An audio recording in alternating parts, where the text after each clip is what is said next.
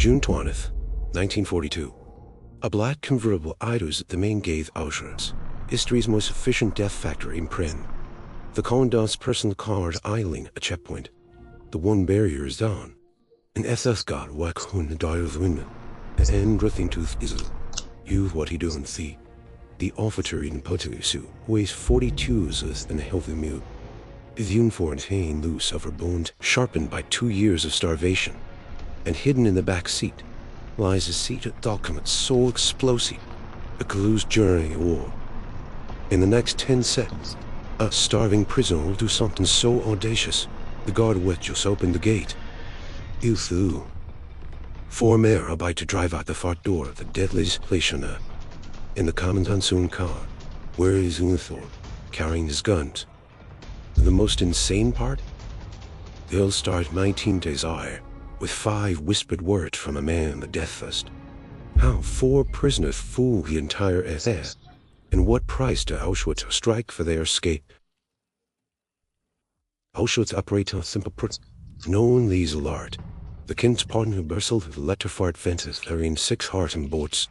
Watchtowers mount MG-34 machine guns with overlapping fields of fire. Searchlights sweep the grounds throughout the night. In the camp's 18 months of operation, Tump escapes number in the dozens.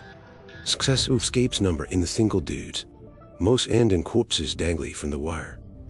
If you wear the striped uniform here, you learn one rule fast. Survival means invisibility. You don't club. You don't hope. You endure each brutal hour until you can't. On a great morning in early June 1942, Kazimierz Pichowski, prisoner number 918, hauls concrete blocks across a workyard under the watchful eyes of armed guards. He's 22 years old, a former Polish Scout arrested in 1940 for resisting Nazi occupation. 2 years inside Auschwitz, he cured the flesh from his bones and buried the innocent inside. He is what friends die of typhus. He has seen men beaten to death for walking too slowly. He has learned to expect nothing from tomorrow except more suffering. Few thousands step beside.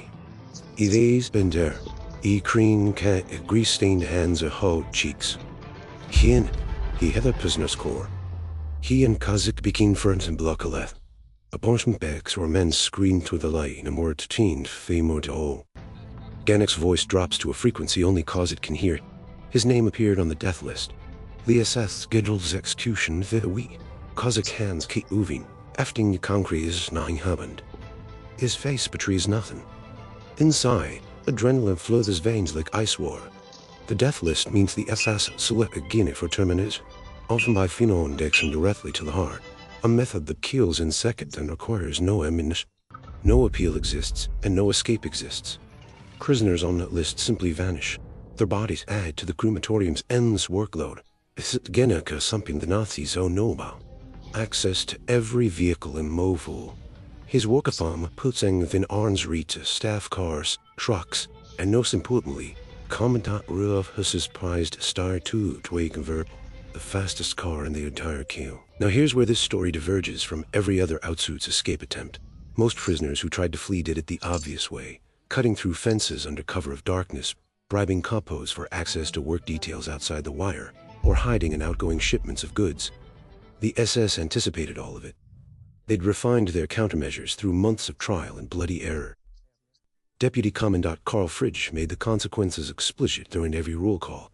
For every successful escapee, 10 random prisoners would be selected for execution in reprisal. The math of escape was always the math of mass murder. But Ganek's plan doesn't involve sneaking out like hunted animals. He wants to drive out like Hunt Gate, in an SS staff car, and wearing SS uniforms, saluting the guards as they pass. If you're going to fool the most brutal regime in human history, don't hide from them. Here come them. Kazakh has his own secret advantage. His work assignment rotates him through the camp's storage wells, where the SS kids confiscate uniforms, weapons, and equipment under military. He knows where the Lugers are stored. He knows which tunics fit malnourished eyes. 4 uniforms, 4 kizels, at 4 men attendant to be monster wraith. A piece clicked together with terrifying clarity. But they need 2 more conspirators willing to stake their lives on an insane gamble. Recruiting the wrong person means torture chambers and firing squads, not just to them, but for anyone that has a involvement.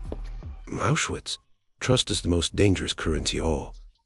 Who do you invite into a conspiracy and trailer for a while? And what kind of man agrees to a plan that sounds like suicide rather than stolen will? The first recruit finds them before they can search. Stanislav Yaster, 19 years old, another Polska imprisoned for underground resistance work against the occupation. Yaster speaks fluent German, filled himself from guards for months. No one can mark him as for, therefore dangerous to possess. But he carried the secret far more valuable than language. Hidden his bearer to Ratanogov. Lies a 40-page report compiled by Vito Plecki, a resistance officer who volunteered to be captured and sent to Auschwitz specifically to document its horrors from the inside. Its report contains the forced comprehensive eyewitness account, the Kent systematic extermination proof, the gas chambers, the crematoriums, and the medical experiments. Yaster states he can deliver Plecki's testimony to the Polish Endergard in Warsaw, and from there to London. The outside world will finally learn Auschwitz actually is. The fourth conspirator comes from an unexpected source, Josef Lempart, a Catholic priest in his 50s. Father Lempart has spent months administering last rites to dying inmates. His gentle demeanor masks a fury a prayer alone cannot contain. When Kazak outlines the plan, Lempart crosses himself once and agrees without hesitation. It's June 1942, and 4 prisoners have exactly 11 days to prepare the most audacious escape Auschwitz will ever witness. They choose June 20th, a Saturday. Camport details end at noon on Saturday, and the guards relax as prisoners shuffle back to their barracks where the brie weaken. Guard rotations thin out. The motor pool sits nearly empty during the midday burial or can't eat lunch. The warehouses stayed untended. Their window of chaos will last perhaps 15 minutes. If they're not through the final gate by 12:15 p.m., they're dead men walking. Each conspirator draws a specific assignment. Janik presses the motor pool key into a bar of soap when his supervisor turns away. That night, he files a duplicate from Scrapman, testing it twice to confirm it works. Kazak loosens the bolt on a cellar trapdoor leading into the warehouse, creating an invisible entry. Gesture memorizes German military phrases and practices the rigid posture of an SS enlisted man. Limper prays and Kitzmant. They establish a grim pact in darkness of the barracks one day. If capture seen, sir, each man will take his own life before interrogation begins. The SS torturement is could break anyone given enough time and pain, and broken men give out nays. The plan demands split-second timing across multiple locations. At 11:30 a.m., all 4 will abandon their work details at staggered intervals and convert at an unfinished barracks on the camp's eastern edge. They'll load a wooden garbage cart with kitchen waste and coal scraps, the perfect disguise for prisoners moving through restricted zones on cleanup duty. Then they'll bluff past the inner gate separating the prison compound of the administrative area.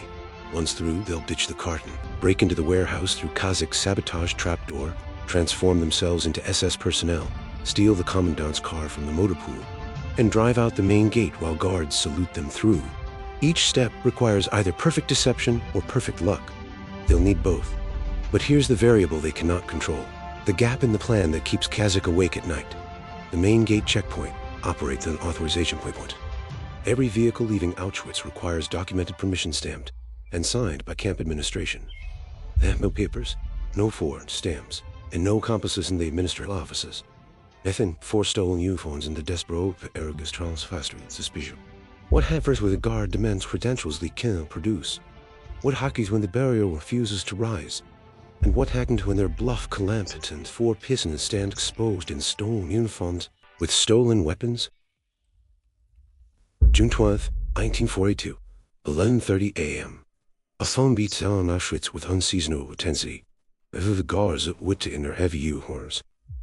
4 prisoners away from what staggered intervals and climbed the attic of an empty warehouse on Consent. The woven small sawdust in mildew, white filters through gaps in the wooden slat. Limpert leaves them a whispered prayer, not for themselves, but for the families they may never see again, and for the souls of prisoners who died attempting what they're about to try. Each man knows. The next hour determines whether he lives or dies. They've not his or both eyes, Ost. I'm 55, a descent in Roland. The garbage cart weeks of potato peels, rotten cabbage, and coal dust. 5 foam heap in black clouds. Kozik and Bandera grip the front handles. Jastar and Limpart steady the sides, keeping the load from toppling. They shuffle toward the inner gate, matching the exhausted trudge of every other prisoner in Auschwitz, Shoulders hunched, eyes down, movements slow enough to avoid drawing attention but steady enough to suggest purpose. Above them, wrought iron letters spell out the camp's obscene promise. Arbit mat thai. Vort sets it free. In less than an hour, those words might actually come true. The inner gate guard shifts his weight from foot to foot, bored by another endless Saturday. He glances at 4 filthy prisoners pushing a cart of guardies toward the Mstresa. A smile hits him first, rotting food, human sweat. He wrinkles his nose in disgust. For 3 seconds that stretch into years, he considers the identification and second their work assignment against the daily roster. His hand moves toward his footboard. Then he waves them through with a bored gesture. The prisoners are already past her. I through the gate. Oe and Safit Minstray through. Saw the Auschwitz, the past Vosbury. There are no soul brazened, and no shoe length of the leaf. They have them, and push the reeking car along the gravudav. For an arms judge on garbage ditcher. Guards pass now second route. An SS officer strides by, boots clicking, and doesn't spare them even a contemptuous glance. The invisibility of the oppressed works in their favor now. They ditch the car in the warehouse, in the shadow between buildings. Kazakh leads them to the cellar trapdoor he sabotaged 11 days earlier. The booth slides free with soft skrik of men. One by one they dragged into cool darkness, and clang wood latch of first floor. The walls stand silent. SS personnel are lush, their voices audible in the distance but fading. Upstairs, a locked door bars access to the second-floor storeroom. Jester throws his shoulder against it twice. The old wood cries. A third impike splinters the flame tightly. Are in. Inside there are rows of SS uniforms hanging on metal racks, arranged by size. Shells stacked with Luger pistols and leather holsters. Mauser rifles standing wooden rats. Ammunition crates stamped with Wehrmacht insignia. An arsenal guarded by nothing but a door. For a moment the 4 men stand frozen, overwhelmed by the sheer abundance of enemy equipment. Then training takes over. They strip out lice-ridden prisoner strikes and pull on the uniforms of their tormentors. The wool feels impossibly clean against their scarred skin. Kazakh buckles the tunic of an Untersturmführer, second lieutenant, complete with silver collar insignia that catch the dim light. Jaster and Limpart dress as enlisted men, their caps pulled low over shaved heads. The transformation happens under 4 mids. 4 skeletal prisoners become 4 SS personnel, gaunt but unsightly German military. Kazakh catches his affliction in a cracked near cocked against the wall. A Nazi officer stares back, hollow-eyed, cheekbones short enough to cat, but dressed in the uniform of absolute authority. The disguise doesn't just change his appearance, it changes how others will perceive. Guards who would shoot a prisoner on sight will salute this reflection instead. The uniform is armor, psychological camouflage, a license to exist in spaces where prisoners vanish. A holster's Luger pistol is found, feeling its weight to sell against his it. The weapon is looted. He checked twice. Outside, an engine cops to life. Yannick has reached a motor pool. You've the book a key. It slips into the garage undertaker or can't see lunch and nearby bullet. The Carda Steyr 220 sits gleaming in the shadows. Light bay post to mirror finish. Calm train catching stray light. His light Elena wheel inserts the key and coaxes the 6-cylinder engine to life. Purrs of a size-5 power. Yannick guides the car around to the warehouse loading area, keeping his speed moderate, posture confident. 3 SS men emerge from the warehouse and climb into the convertible. Gazet takes the front passenger seat, the commanding eyes of vision. Andorra slides behind the wheel. Just their limb guides settle into the wear, right as the car still left. Pilikis aim or tucked inside Jasso's tunic against his chest. For a moment, they all pause. This is really happening. Then Bender forwards the accelerator. The star surges forward at the growl of horsepower. As they fall the into road toward the main gate, an SS pride spots the commandant's corps and special attention. Vorn shoots up in the red suit, fingers tumming Theo's. Kazakh tones a cold gnaw without slowing, his face rain into a contemptuous math his watch officers wear for 2 years. The private never glances twice at the skeletal faces behind the windshield. He sees only the windshields, only the car, only the authority radiate from the vehicle's polished frame. More guards salute as they pass. Each one could be the end. Each one could notice something wrong. The ill-fitting tunics, the prisoner's posture, the nervous sweat. Each one weighs them 4 instead. In the back seat, Limpart mouths silent prayers while his hands grip a stolen rifle. Jester's knuckles whiten rife weapon stock. And then, through the windshield, a seat. The main gate. The final bar between Auschwitz and free. The wind being topped with coils of barbed wire. Mrs. Seiden standing guards, one hand resting on his host's pistol. Beyond him, open row, Polish countryside and forests where 4 men might disappear forever. The barrier stays down. The sergeant stares at the approaching call, mounting suspicion. What authorization could they possibly over? And what lie could survive scrutiny at checkpoint every prisoner dreams of crossing? SS Sergeant at the Auschwitz Maze watches the commandant's black convertible force. Vehicle gleams in the midday sun, its engine purring with expensive precision. But known for him of an officer's departure this AU. His duty roster shows no scheduled transits. His instincts, I months of catching prisoner lies. Kent Preku. His hand drifts toward his Walter P-38. His eyes narrow if he tries to identify the occupants through the windshield glare. Inside the star, Kazakh tracks the coast Beru with mounting dread. 80 meters, and is still down. 60 meters. His heart slams against his ribs hard enough to hurt. 30 meters. The sergeant is thorny now. One hand his eyes, the other hovering near his weapon. He's trying to make out faces. 20 meters. His foot is on brake, but wouldn't beam as a move. A convertible sights 3 meters from the gate. Silence descends a cold breath. The engine oils. The sergeant starts toward the door's window, his boots crunching gravel with deliberate slowness. Confusion and suspicion war across his face. Kazakh's mouth goes dry. They have no papers, authorization stamps, and no plausible explanation for why 4 officers would leave the camp without documented permission outside of the Avaru. If the sergeant grants credentials, deal exactly 2 choices: open fire and try to shoot their way through, or surrender and face torture chambers before the firing score. From the back seat, Lempert's voice comes as a bare whisper, almost lost beneath the engine's idle. Do something, Niall. Jew will explode from the passenger window like artillery fire. Kazakh hurls himself out of the car, face twisted into a mask of manufactured fury. He jabs a stolen Luger toward the sky, screams at the sergeant with every ounce of rage he'd accumulated in 2 years of degradation, starvation, and watching friends die. The German phrases pour out in the guttural bark of a man who executes subordinates for minor infractions. The sergeant stumbles backward as if physically struck. Hang leaves a full struck. His posture collapses from suspicious authority to terrified submission. Instinct overcomes suspicion. No prisoner would dare speak to an SS man this way. No prisoner would know how. No prisoner would possess the accent, the vocabulary, or the sheer entitled fury of a Nazi officer whose time has been wasted by incompetent underlings. The sergeant's training takes over. When a superior officer screams, "You obey."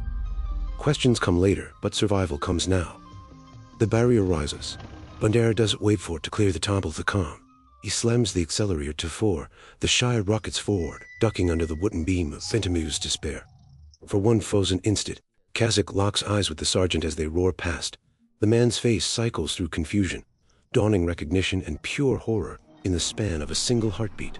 And the gate is behind. The barrier is behind. Auschwitz is behind. They're out. Outside the wire. Outside the reach of electrified fences, machine gun towers, and phenom injections and crematoriums. Denik Bandera is driving the commandant's car through the commandant's gig, exact 2nd anniversary of his arrival at Auschwitz as a prisoner. June 28, 1940 to June 28, 1942. 740 days of hell, end of in 50 minutes of audacity. The symmetry makes Kazakh want to laugh until tears stream down his face.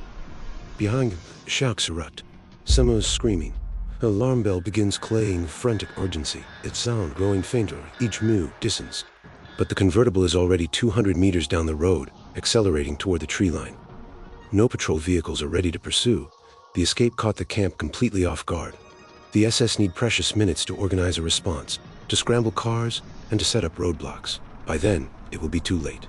Janik veers onto a dirt track at the first opportunity, leaving the paved road for a forest path that swallows the black car into shadows and greenery. Brentus scrape the Steyr's paint. Leaves scatter beneath its tires. Underneath, the vehicle is vanished from a vantage point, leaving nothing, filling dust, unthinkable. They drive for 2 hours through twisting backstreets of login trails, heading generally south and west, changing direction over they spot anything that might be roadblock. The tension in the car finally begins to ebb as cars hew their thighs. Jesser's a whoop of disbelief joy, quickly muffled by his own hand. Kennick actually laughs. For the first time in a month, Il Lempart allows himself to smile. Eventually, they reach the outskirts of Auschwitz, a small town some 80 kilometers from the camp. The Shire's fuel gate hovers near empty. Linda pulls off the road and to identify his antenna is working down on the surface of England. The coal will be found eventually, but it will offer no evidence. In the dappled evening light, 4 SCPs set off on foot into the woods. By nightfall, there are many kilometers from both the car and the camp. There's also terrified, exhilarated, they collapse among trees. Lempart whispers, don't feel real. Gavitt presses us forward to the cool earth and weeps of relief. For the first time in 2 years, the future contains something other than death. In the days that follow, the 4 men separated to improve survival odds. Lempart, weakened by the ordeal, finds shelter with a sympathetic priest in a nearby village. Jaster has for Warsaw, carrying Pilecki's report against his chest as a sacred relic. That document reaches the Polish Otteron, then London, becoming one of the first detailed accounts of Auschwitz's extermination proving to land on Allied discs. Kazakh again trek east to join Piven fighters, spending the rest of the war in armed resistance. None of the 4 were ever recaptured. Back at Auschwitz, Commandant Rudolf Huss erupts in humiliated fury when Sabodent Spool happened. Helmkor, his own new horse as all weapons. 4 subhuman prisoners, the very categories Nazis embarked for extermination, aren't new the master race or gar through them for the gate. The reprisals poor savage. Yester's parents are arrested and transported to Auschwitz, where they perish in the machinery of death their son escaped. Weeks later, Huss orders a new policy. All prisoners must be tattooed with permanent identification numbers. Never again will an escapee sue a new identity with a simple uniform change. A mark of Auschwitz will be here and scanned forever. The cruelty deepens because 4 men proved the system could be beaten. Auschwitz continued operating until Soviet liberation in January 1945. More than 1.1 million people died within its fences. The escape of June 20, 1942 changed nothing about that arithmetic. 4 men out of a million. But it proved something the Nazis desperately wanted to suppress. Their machinery of death was not invincible. 4 starving prisoners, armed with nothing but audacity and a keen file from scrap metal, drove out the front gate of the most notorious death camp ever built. They showed that even in absolute darkness, the impossible remains possible, if you're willing to become the thing that terrifies you. Kazimierz Piechowski lived until 2017, passing away at age 98 in Gdansk component. He spent his final decades testifying about the escape, visiting schools, giving interviews, making sure history remembered what 4 ordinary men accomplished when surrender seemed like the only option. Its glory shares a strained kinship with another impossible escape, one that happened in a maximum security prison to pay is nothing a soup bowl. That story waits in our video on Yotzi Shurator.